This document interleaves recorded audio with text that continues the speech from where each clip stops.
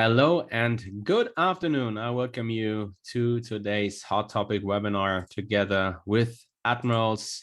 It's Wednesday. It's the 1st of December 2021, last trading month of the year. And as you may have guessed, so there's probably some seasonal pictures we should draw, and probably these will help us to gain an edge into this year's close, in fact, so into Christmas. And so this is in fact what today's topic will be about. So we want to deep dive into the so-called Santa Claus Rally. We want to define what is the Santa Claus Rally, how to profit from it. We want to give some insights into the stats behind the Santa Claus Rally. And yeah, have a look here. So today at the equity markets, I'll give also an overview of the overall situation in which we find ourselves in currently. So fundamental perspective is quite interesting given the recent comments from Fed Chairman Powell. They were kind of, yeah, well, let's say irritating, let's put it that way. So on Monday, we were, or already last week with Thanksgiving in the US, and then Black Friday. And on Friday, we had the Omicron mutant variant, COVID-19, I don't know. So some mutation, which is currently circulating and making market participants quite nervous around, well, probably this will be more lethal than the Delta variant, whatever. And so that being said, we had some interesting comments then over the weekend. We need 2 weeks here. That was what was said. We need 2 weeks, and then we know more. We know if the efficacy from the current vaccines is good enough. I'm not sure whether this is the right wording here around this. And then already on Monday, we had comments from the CEO from Moderna saying that he is quite sure that, or he guesses that this is probably not the case, and that probably we need some adaptations when it comes to the vaccines itself. That being said, we had also Jay Powell then on Monday talking about, well, the Omicron variant as a risk to the overall US economy, the economic outlook, and that indicated somehow that there's more liquidity being provided from the Fed, that probably there's kind of a delay. Yesterday, he was talking in front of the US Congress and was very hawkish in his comments, and talking about that the Fed will discuss at her last meeting this year. They probably will taper their asset purchases a little more aggressive than initially planned, which is then all in all negative for equities, because there's less liquidity being provided. That was kind of irritating because, or resulted in volatility, because initially it looked as if the bottom might be in. That's also true, for example, for the German DAX. And then we saw a sharper sell-off. And now today, we are bouncing again higher. And probably because market participants see, well, all in all, the picture hasn't changed, and it's very unlikely that the Fed will taper into the close, or more aggressive taper. Yes, but more aggressive, this is less likely, and thus the initial reaction on the downside was probably a little overdone, and thus we have now also here from a fundamental perspective an all in all positive outlook. So that being said, brings us then to today's topic here: how to trade the Xmas rally in this context. And the overall fundamental picture also looks, at least in my personal opinion, promising. Before we start, don't forget to subscribe to the YouTube channel. So if you watch this now live here via Zoom, feel free to ask all your questions. If you watch the recording on YouTube, subscribe to the YouTube channel. Please subscribe or set a reminder in this context so that you don't miss any of the videos which we produce for you here together with Paul and Marcus. Leave a like here, leave a comment if you like it, share the video if you want. And yeah, that's it. That's it around the introduction. First of all, before we dig deeper into the topic itself, let's give some further insights into the broker behind this series here, the hot topic, and also the Trading Spotlight webinar series, but also the morning outlook together with Marcus every day. Admirals is a broker, true multi-asset broker with over 8,000 financial instruments being available here, especially specialized in the FX and CFD industry. former Admiral Markets. Probably you've heard about Admirals before as Admiral Markets. And the reason there was this rebranding taking place because there was this step being made into the true multi-asset brokerage and financial service provider, which goes one step further, not just offering just put this in quotation mark FX and CFD brokerage, but also physical stocks. In addition to that, there's also an offering now with a credit card. So if you make profit in your trading, hopefully, then you can transfer it over to your credit card if you want, and then go shopping by over to Amazon, for example. So fully licensed broker, SISEC regulated, FCA regulated, ASIC regulated in the US. There's now also a new regulation in Jordan, JC. Further information can be found here on the website from Admirals, admirals.com, respectively, Admiral Markets. .com, depends on which address you want to use. One world, one broker, you can see here, fully regulated around the globe, and definitely a place probably to give Admirals a deeper consideration when it comes to choosing your broker. Very interesting, 20 offices around the globe. That means nothing more than you have a high chance that if English is not your native language, that you have a good chance then to reach out to someone in the service section here from Admirals who's talking to you in your native language. This is very important because I'm a former bank employee, in fact, and I also talk to international clients in this context. And I can say that there was some kind of a difference, let's put it that way, if someone was native in German, then in this case. And it's definitely something to take into consideration once you plan to open an account with a broker. And when it comes to the overall customer support, you can expect them. So that's it around the introduction. Let's dig deeper into today's agenda then. First of all, the questions we want to answer is what is the Santa Claus Rally? And I want to illustrate the Santa Claus Rally graphically. We want to give some deeper thoughts on the Santa Claus Rally itself. So it somehow sounds great because you can write something around it. You can read about it in the financial media. But there's also a true reason why the Santa Claus Rally is taking place over and over and over again and can be measured that way. And you can really gain an edge by trading the Santa Claus Rally based on certain parameters. We give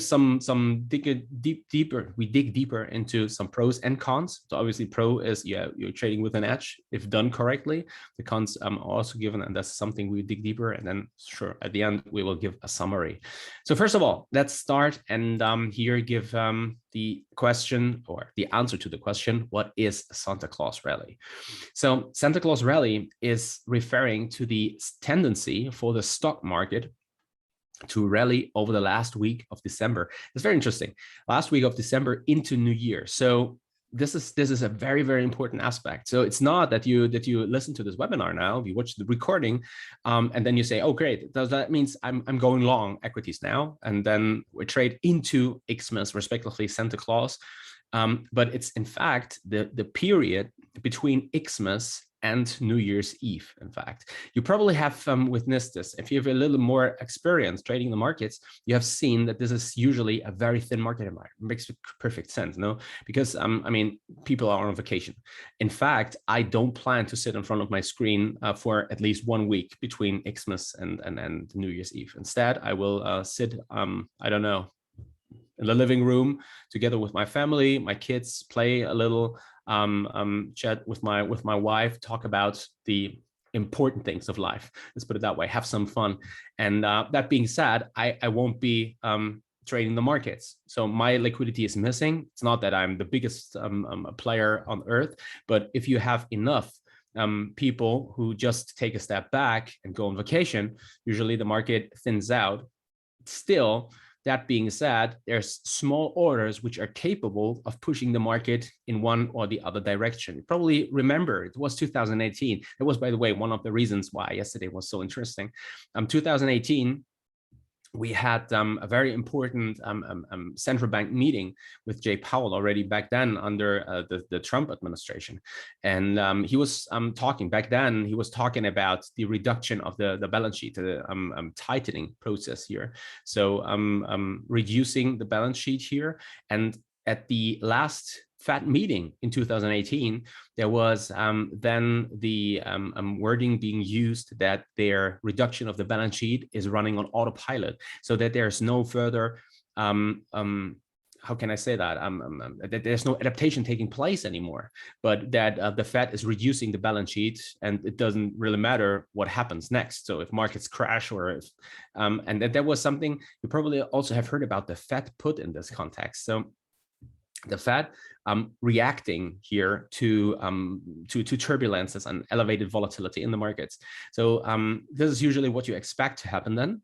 And the wording back then was kind of, let's say, yeah, not just irritating, but it was really crashing the market. So just take a step back, look at the markets, what happened in the S&P and the NASDAQ 100, for example. There was a massive drop in equity prices already over the whole quarter taking place. That was starting, in fact, at the beginning of October, and it accelerated massively into the yearly close.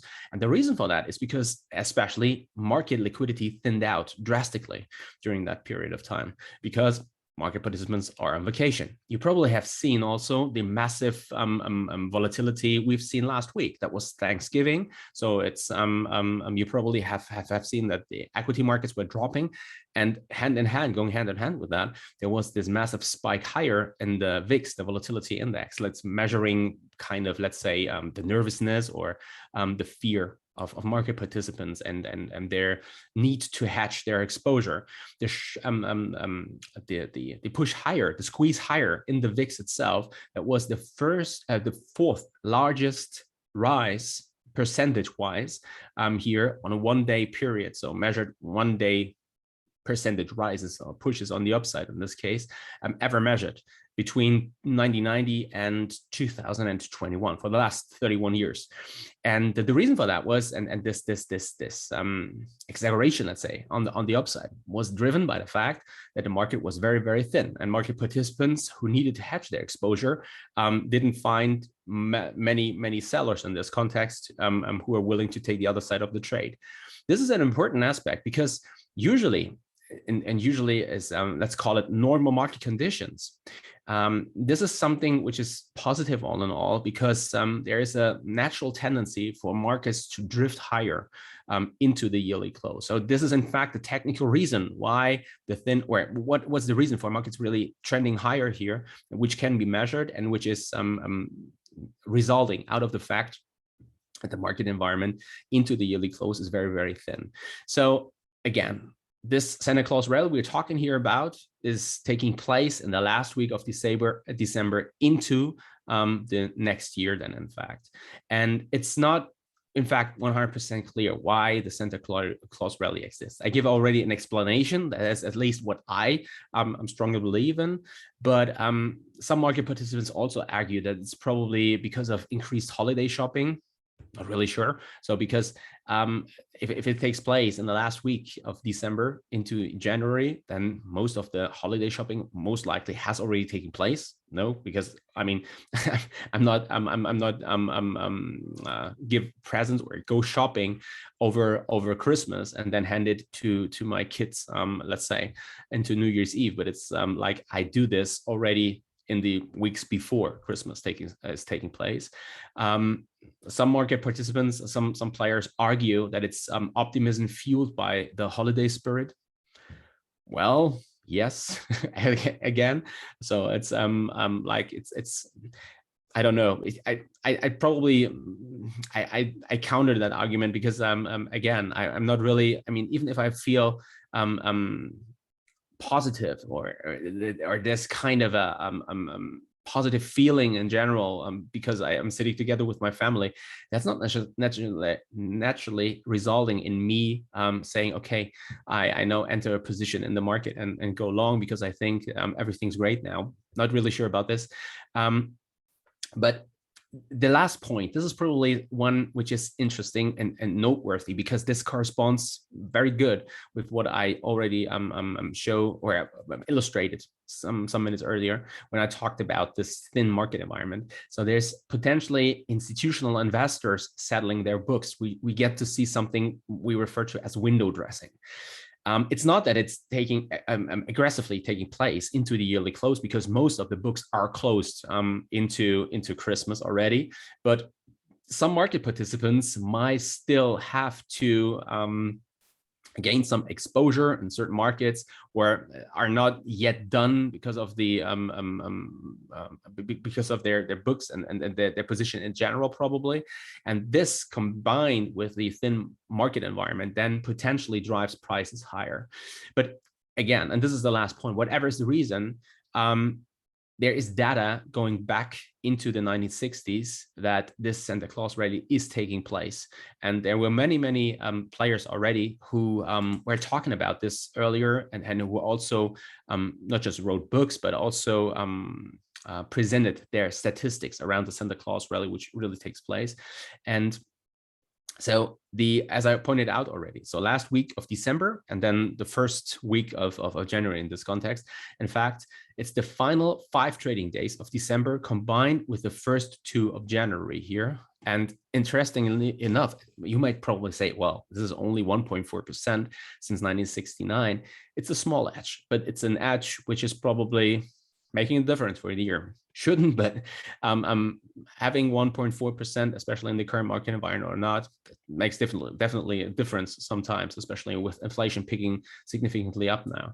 And so what we have here, this is a chart which can be found on CNBC, respectively. There is a book on this, or yeah, in fact, it's a book. It's the Stock Traders Almanac here in this context. And not really sure how to do that, in fact. I'll combine the link already, and let me just see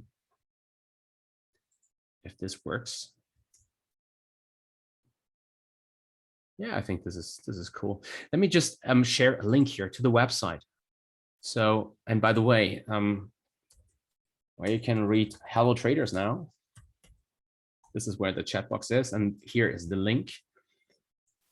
And these 2 guys here, Stock Traders Almanac, they worked on this topic and on this development taking place here, and finding this edge, in fact. And what we get to see in this context is of the performance over the last 10 years, from 2008 till 2018. Which is interesting, because 2018, you remember, I was talking about that. 2018, we had this massive volatility on the downside, and then this quite sharp bounce into the new year, respectively, that was already fueled by a complete U-turn, 180-degree turn from Jay Powell already in the first week of 2019, back then, when he indicated that the Fed will deliver liquidity if needed. And this was resulting in a sharp rise higher than from these lows, and also fueled by comments from President Trump back then. So if you look up the developments back then, it was a quite interesting, funny time, in fact. And there was also, even though there was massive volatility into the yearly close, driven by the developments back then, you could definitely see that there was a sharp rise higher. It was also a sharp push higher in 2008, 2014, 2015. That wasn't that promising, didn't work out, in fact. But you can see, all in all, there were 8 out of 10 years where the performance was definitely positive. And again, what I like to do, I mean, this is purely statistically based here, what you get to see here. In addition to the current environment, I have to say that the longer I think about it, the more optimistic I get, in fact, because there's so much, how can I say that, skepticism right now in the markets. It's not that I'm not very skeptical about all the political developments currently taking place. It's not that I'm all in all positive for the near-term future. Also, when it comes to societal developments we currently face. I mean, there's lots of stuff going on right now, which is really painting a quite dark picture. Let's put it that way. And this is exactly the thing. If you follow social media, for example, I mean, it's only how can I say that? It's not that this should be the only source of information you should get, but all in all, as a rule of thumb, I think it's quite pessimistic, the overall outlook. Not surprisingly, because I mean, it's social media, it's Facebook, it's Twitter, so it's like, but you feel that there's some pessimism right now, pessimistic outlook all in all. And that being said, is usually a counter signal, at least in my personal opinion. So at least for the next weeks, I somehow have the feeling that we are probably done on the downside and more likely to push higher from the current levels.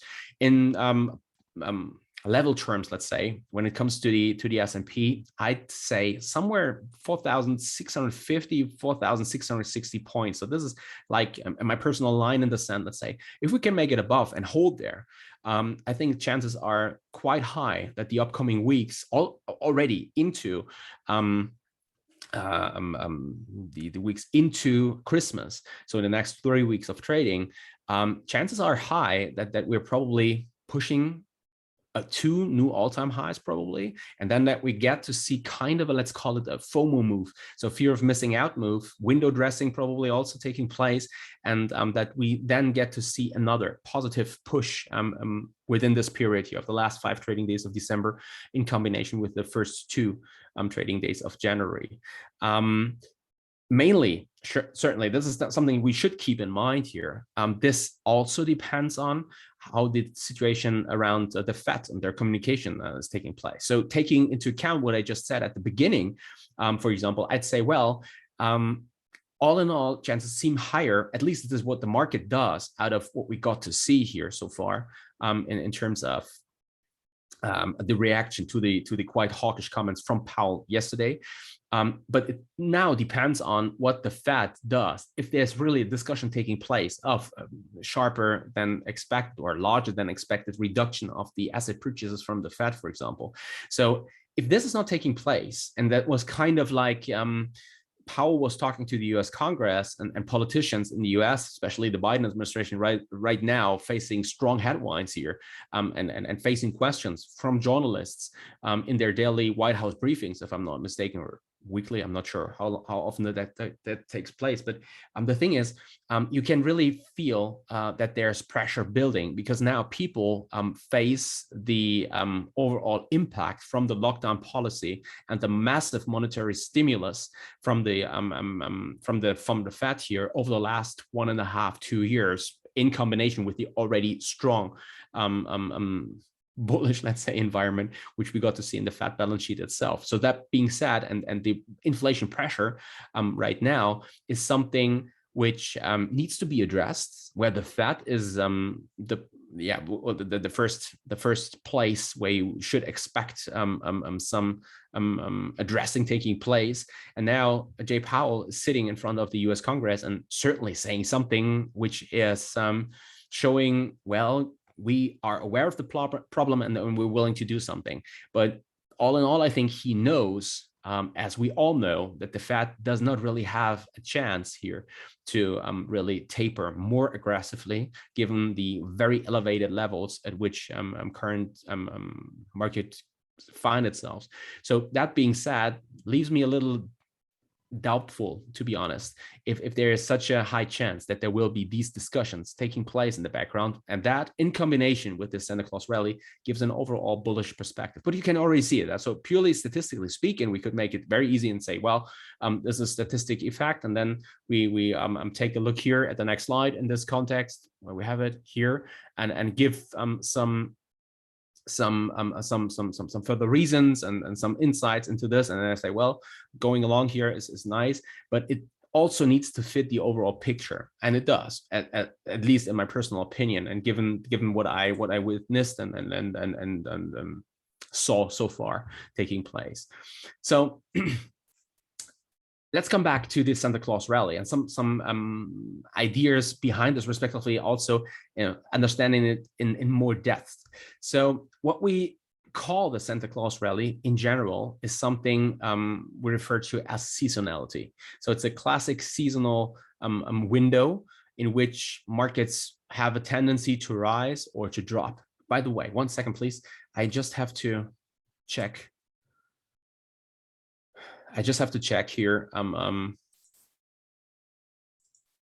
That's already interesting. What's currently taking place? So you probably have seen. So today, Salesforce obviously is a stock which I'd like to give deeper consideration, given that they released earnings yesterday and dropped sharply lower. And right now it seems as if the stock is already making back 270 here in this context, which is interesting and not surprising because earnings were all in all strong and guidance was lower than expected, which resulted in the initial push lower. But all in all, it didn't seem sustainable, the move on the downside. Yeah, but let's come back to the seasonality. So that's just I have to write some notes here, make some notes to be well prepared when I finish the webinar and jump into the action and trading the markets.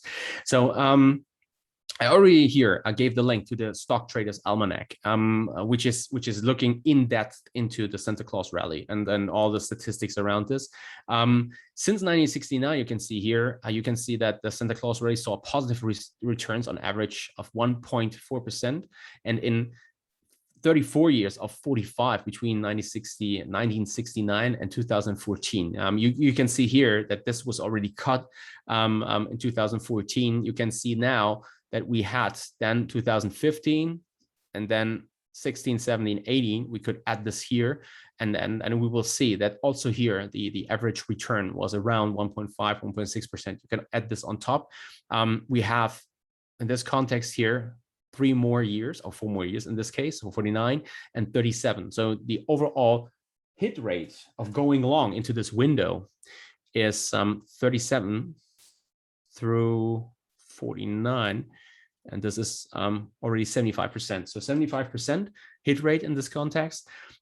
These seasonalities can also be found in other markets. So for example, we have a very similar positive bullish seasonality in the euro, for example, against the US dollar. And that's one reason probably is because companies here convert their USD into euro to somehow save taxes or something like that. So there's a very interesting reason for that. So these seasonalities are not just something you can find in the market, but there's a fundamental driver. There's a fundamental reason to that, and that's something which shouldn't be underestimated because it's a business decision. So it's not just a fake move which happened coincidentally over a certain period of time, but there's a true fundamental driver behind this. And so as I already pointed out, and this is one of the reasons I really clearly took out here the window dressing aspect. So it's like what you do is you sell bad performing stocks and buy good performing ones. So in more depth, fund managers tend to invest in value stocks into the yearly close, resulting in value outperforming growth, but also they try to anticipate here rising stock prices in January. So the January effect, another well-known seasonality, in fact. So we could add this on top here. So the Santa Claus Rally goes into the January effect here. So coming back to the window dressing aspect, selling bad performing assets and buying the good performing ones.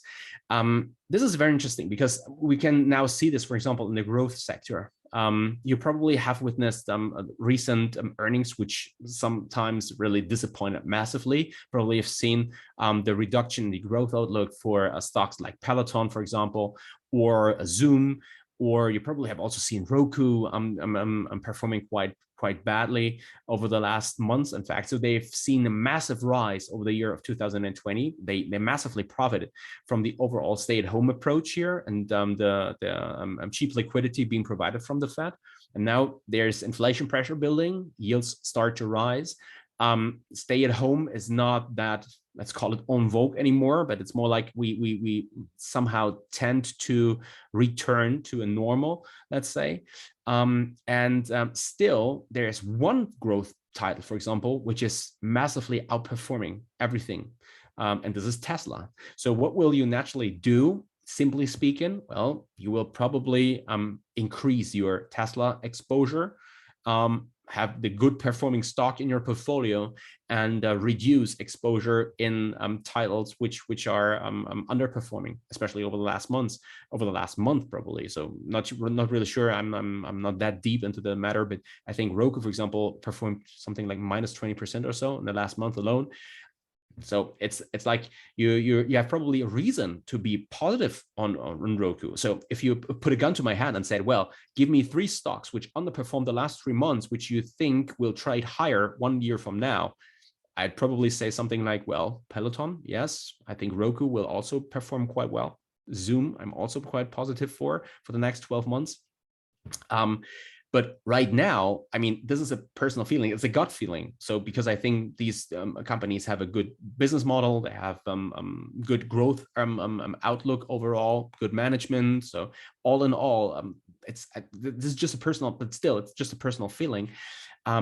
In case of Tesla, it's not just that it's a good run company and it has a great growth outlook, but in addition to that, there's also right now already a strong rise in the stock price. So naturally, I would say, well, I want to have Tesla in my portfolio and probably take or reduce at least the exposure in stocks which haven't performed that well. In addition to that, this is also true when it comes to value titles, for example, which have massively, you probably remember, we had a recent webinar here on value compared to growth and the overall performance over the last 10 years.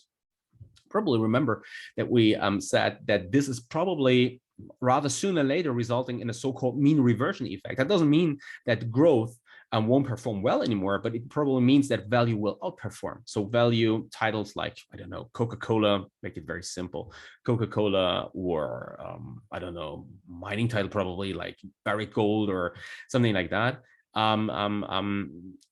But all in all, coming back to the initial thing or question here. So this window dressing takes place so that you're well prepared to go into talks with potential investors into the next year and can say, well, look at the portfolio. We have these good performing, great performing stocks in our portfolio, and then take it from there. So that being said, especially in a thin market environment, is then a reason why the Santa Claus seasonality kicks in. We know really massively talked about Tesla. In addition to that, have a look at Apple, for example. Right now, Apple is strongly outperforming, as if I'm not mistaken, we're gapping to new all-time highs as of now. So Apple as a market stock here is also performing well. What you want to have, a stock which just made new all-time highs, you want to buy Apple. You want to have Apple in your portfolio. I mean, whatever your overall portfolio is and what you're offering. But this is potentially also given the big market capitalization from Apple, giving the overall market a boost in and adding to the overall potential positiveness or positive outlook for equity markets over this period from the last 5 days of December into January. So yes.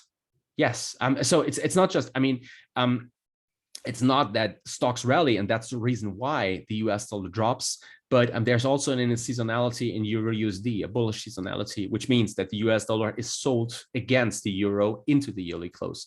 So which is not taking place right now, especially not after yesterday. Let's see what happens. But given the run lower after we drop 120 in Euro USD, for example, we are very extended on the downside. And there's, in addition to this technical reason for a bounce, probably, there's also this seasonality taking place. In fact, that the US dollar is underperforming into the yearly close, given the overall fundamental driver. I simply call it tax reasons, if I'm not mistaken, why this is taking place. This is another well-known seasonality, in fact, when it comes to Euro USD. So let's come to the pros and cons here of the Santa Claus Rally. So first of all, as I already pointed out, there's seasonal patterns which just happen. So as we have seen in an earlier webinar, there's fundamental reasons right now why you should expect energy prices to rise, respectively, why countermeasures are taking from, in this case, the Biden administration, why you now should probably expect crude oil prices to drop, respectively, gas prices probably to see a sharper move lower. But all in all, there's a seasonality which just happens based on true fundamental reasons here. And so having these seasonal patterns on the agenda here makes sense First of all, from a technical perspective, which could really, in fact, result massively in increase your overall risk reward for your trades. And so in addition to that, especially experienced traders. So it's not that we're really talking about long-term investors here, but especially short-term traders can use this seasonality. In this case, it's not just the Santa Claus Rally, it's just one aspect, but the January effect is another, and so on and so forth. By the way, in addition to that, we could also see, I haven't prepared the charts, so please excuse this, but probably I sent an email or asked the question below the video here, but don't forget to subscribe in this context. So then you can also see me answering the question, the question, and I give you some links here to sources where you can find further information on classic so-called seasonal windows. So it's not just Euro USD and the S&P 500 here and Santa Claus Rally, but in addition to that, there's also a positive window or bullish seasonality window. Bullish seasonal window opening into yearly close into precious metals, especially gold. So gold tends to perform extraordinarily well, especially over the last years. I think 5 to 7 years. I've known this seasonality also before that, but or already before that. But we have a natural tendency then into the yearly close and also into the first 2 weeks of January here to perform extraordinarily well in precious metals. Let's see if this plays out this year again. So they happen. And if you know about these positive seasonalities, coming back to the presentation here and the experience, the more active traders, you can really massively sometimes profit from these seasonalities like the Santa Claus Rally, because what you do as an active trader is you combine the knowledge of the fundamental drivers behind this seasonality and the technical picture, the overall statistics, which are in your favor, giving you an edge from a pure statistical standpoint. And then you have also, based on position sizing algorithms or a clear plan how to size into a position, a clear stop management, you have a chance really to gain an edge over this period here of the year. And inexperienced trader, on the other hand, but also buy and hold investors probably can really actively profit from these seasonal patterns like the Santa Claus Rally, especially if they're not keen about about this seasonality itself, respectively, about how to actively manage the position and actively manage it. But this is just something for the not so experienced traders who first have to learn how to trade, actively manage a position, size into a trade, and so on and so forth.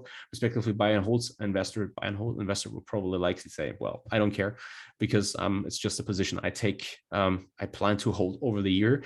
Even though then over the long run, if you plan to reduce the position and probably this is probably something to take into account here. I mean, I'm not a tax advisor, but you should understand that if you have this bullishness here, so into the yearly close, there's also let's say you probably will think about this in more depth to realize gains into the yearly close. Probably makes more sense to wait here, profit then from the bullish seasonality, certainly, but also realize gains into the new year so that they are not part of your overall tax report for the last year. So this is probably something to take into account besides the positiveness such holding position over the yearly close or over New Year's Eve could have. But this is definitely something when it comes to taxes you should discuss with your tax advisor. Yeah, and well, that being said, well, the seasonal patterns for especially buy and hold investors may be of interest in terms of understanding one potential driver for the current price action in the market, but certainly it's not of interest from an active trading perspective. And yeah, so that's it around the Santa Claus Rally. So let's have a look at the summary for today. Let me just give here a look. Let me just check. I mean, so the question is, any more sector-wise stats? Seasonality. Let me just see. There's a German website.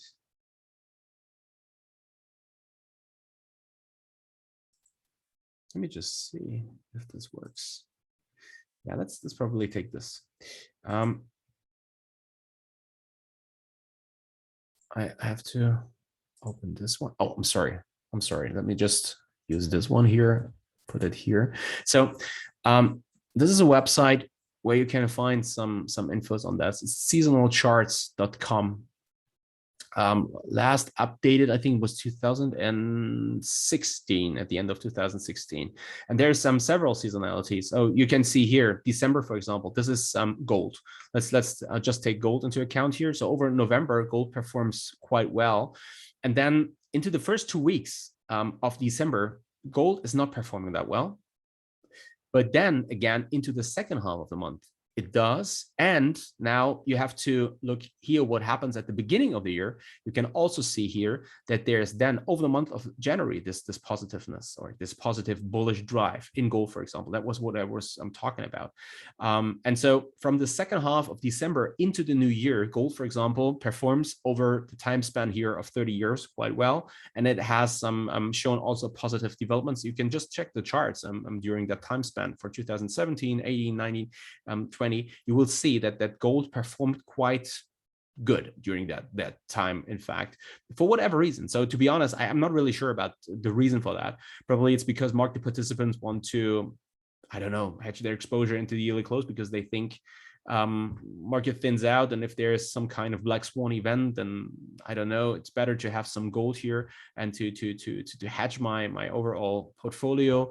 Probably it's because a pure fundamental driver with companies saying, well, I'm a jewelry, I'm in the jewelry business, for example, and that's why I need gold into the new year, because I need to buy gold here to make sure that I have not just enough material available to work with into the new year, but in addition to that, also probably to reduce my tax or my income statement here and pay less taxes. I don't know.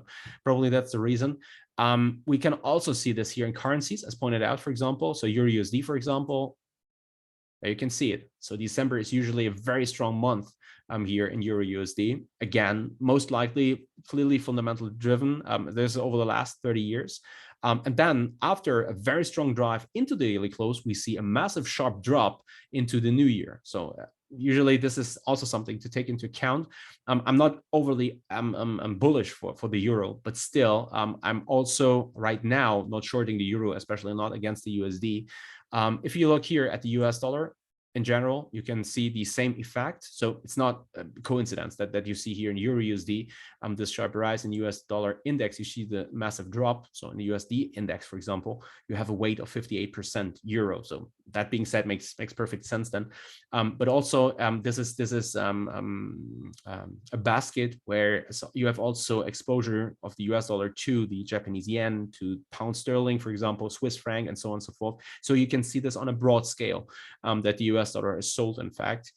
That, in addition to the current environment, is interesting because you might probably say, well, but if yields keep on rising, that's definitely something which could probably play or act as a counterweight to this seasonal development here.